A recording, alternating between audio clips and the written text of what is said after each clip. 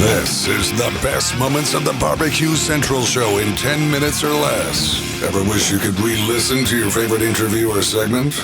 Do you enjoy hearing older shows for the first time in years? Then the best moments of the Barbecue Central show in 10 minutes or less is just what you need. Thanks for listening and enjoy the show.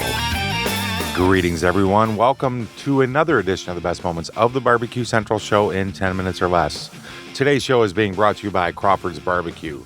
Crawford's Barbecue brings great barbecue products to pitmasters and kings of the cul-de-sac alike. To find out more, head on over to crawfordsbbq.com. In this episode, it's a doubleheader. Greg is going to visit with Harry Sue.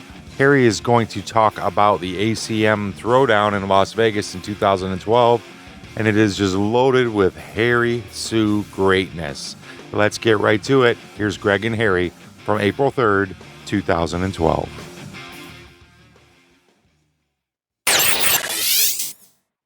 Last weekend saw the ACM Barbecue Throwdown take place in Las Vegas, Nevada, and when the smoke cleared, with over 100 teams trying to win, Slap Yo Daddy came out on top of the pile. And here to talk about the event, give us a recap of the cook, none other than pitmaster of Slap Yo Daddy Barbecue, Harry Sue. Harry, welcome back again, buddy. How are you?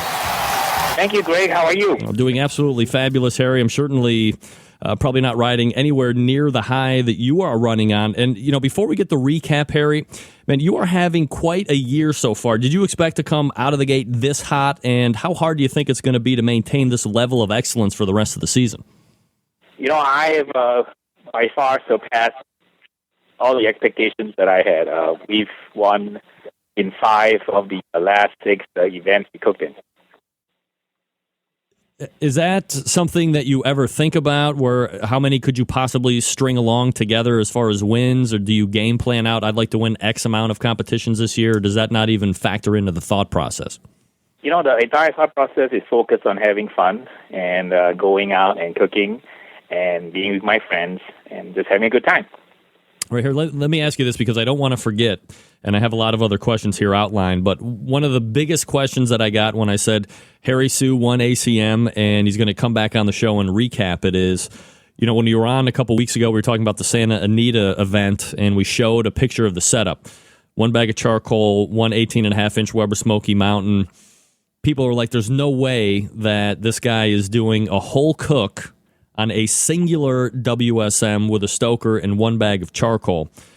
So I hate to kind of bring this out of timetable as far as how the discussion is concerned, but are you only using 1 WSM and clear it up for all the naysayers and give us the exact footprint that you're using for competitions? The exact footprint that I'm using is 1 18-inch WSM and 1 bag of charcoal with a, stoker system with a 10 CFM fan. And many teams came by out of curiosity at the ACM in Vegas to take a look. So I had many people who stopped by to ask me about it, and I gave everybody a complete explanation of how the whole contraption works. One of the biggest follow-up questions to that, because I did mention and I showed a picture of it, is, how are you cooking the meats? Are the bigger cuts getting done, obviously well ahead of time, where you're able to just kind of wrap and hold them and do chicken and ribs on top of that after the fact? I do wrap and hold, and the brisket and butt are done by about 7 a.m. 7 a.m.? And wow. I hold it for about 5-6 hours, and with no loss in quality. We finished, I think, 3rd in brisket last Saturday. All right, so let's go ahead and recap the cook a little bit. And before we get into the categories, the event was held in Las Vegas during the American Country Music Awards Experience Weekend.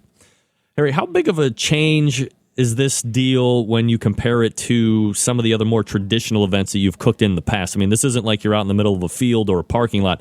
It's Vegas, it's country music. I mean, there's a lot of things going on now.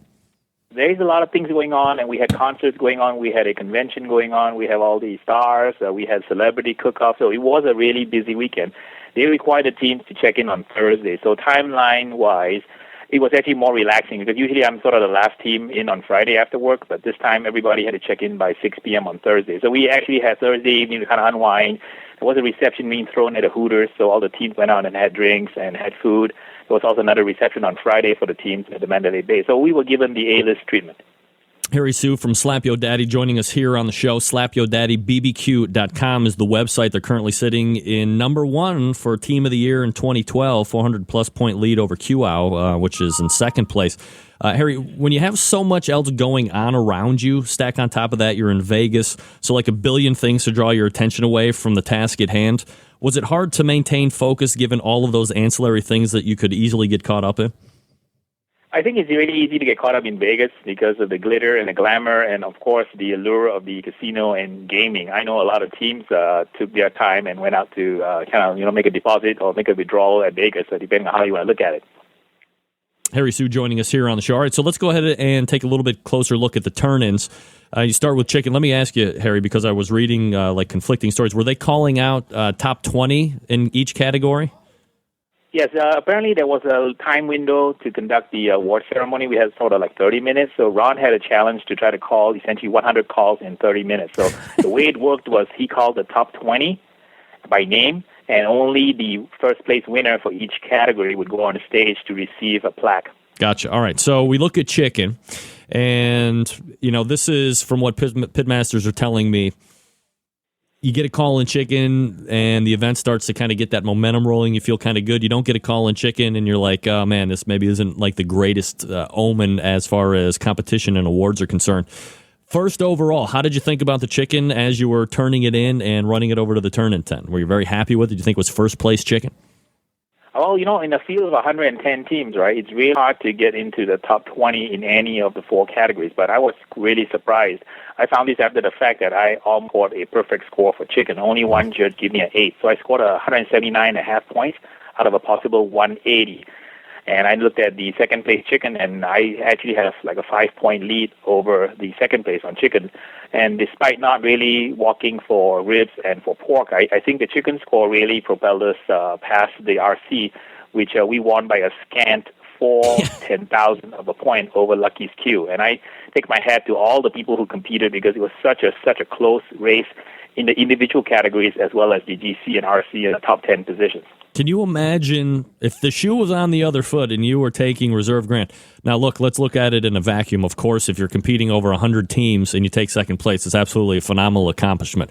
But let's hold it inside of itself here for a second. To lose grand champion by, that close of a margin, if you were in second place, would you still be happy with it? You would be like, oh, I can't believe it is that close. What could I have done to put myself over the top with that razor thin of a margin?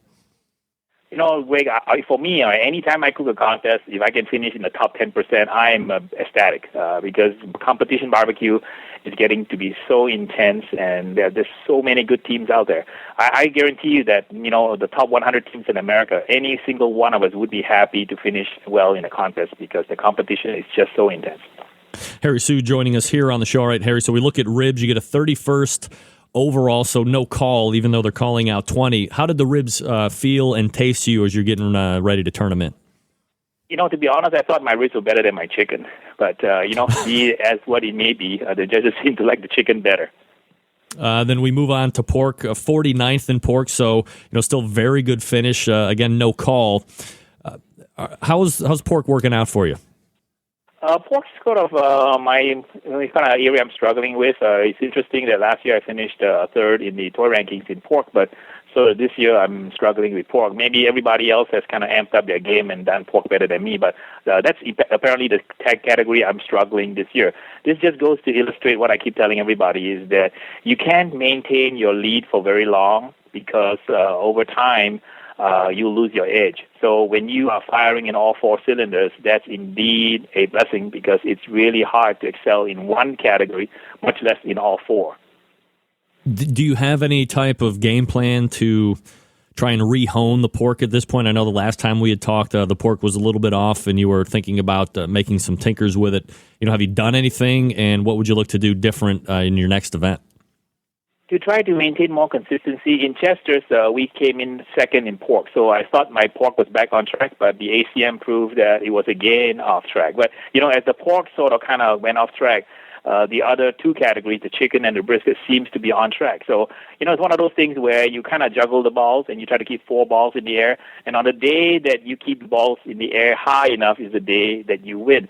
In all honesty, I did not think that I placed, in the top 10, much as the GC at ACM.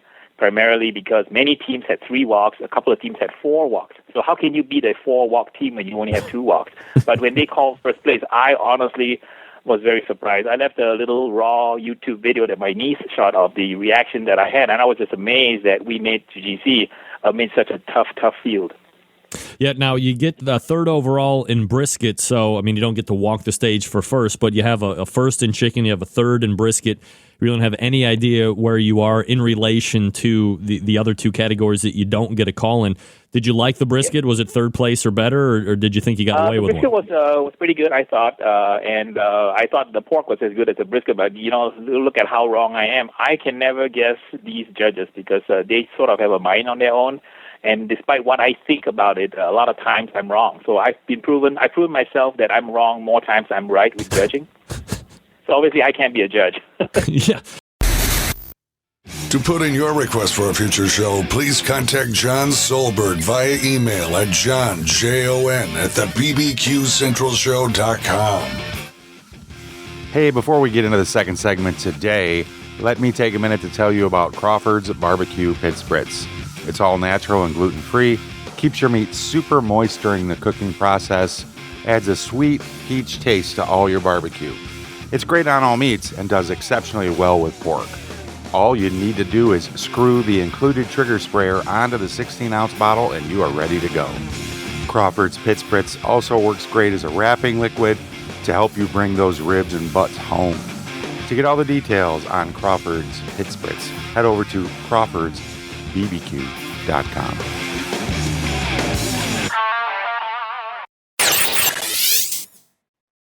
Harry Sue joining us here on the show from Slap Yo Daddy Barbecue. We're talking about the ACM Barbecue Throwdown that they won just past weekend in Las Vegas. Harry, in a typical event, you have maybe, 35, 40 teams. Obviously, there's some bigger ones during the course of the year as well. But, when you get into that 100-plus category, it takes a little different spin in regards to not getting a call for a meat. No call in ribs or pork. Are you still confident that you can pull good finish before you get that brisket call? I honestly didn't know until they called for brisket, and between brisket and the announcement, things happened so fast. Mathematically, when I looked at the numbers, there was something like about maybe 30 teams spread within 6 or 7 points for a lot of the categories. And, it's really the intense competition and the unique KCBS scoring system that results in these 10,000ths of a percentage, 10,000ths of a points between teams. And with the clustering, the way it works, there are just so many teams jammed into some of these ranges that, it's really impossible to tell who's ahead and who's behind. But I honestly thought that the Lucky Skew with 4 calls would win the contest. I was reading your blog. You said that there were so many teams, so many calls going out, and it was hard to keep track. You've just said that obviously a couple times as well tonight. So when the calls are going over different places and they land on you as grand champion, obviously it was a real surprise to you, as you've stated. If you can possibly, how does it compare rank to all of these others that you've had so far this year? Is this hands down the biggest one so far? Are they all unique, like children in their own way? How does it kind of shake out for you? This is unique because we won. This is probably the largest payoff that Slap Your Daddy has won, as well as the greatest number of teams in terms of winning a GC. Havasu was like 80 teams. We won in Morgan Hill 65 teams. So this is the first time we won a GC with this diverse set of teams from all over America. I think there were at least over a dozen states were represented. We had teams from England and Canada. So it was really a deep field. All right, so you have $50,000 in total purse. First place takes $10,000 payout, and then obviously I'm sure there's category payouts as well down the line. What was your total winning take for the end of the weekend? We had some bonus money because Kingsford was kind enough to throw in $1,000 for the winner, and as everybody knows, I've been using Kingsford for 4 years now. Yes.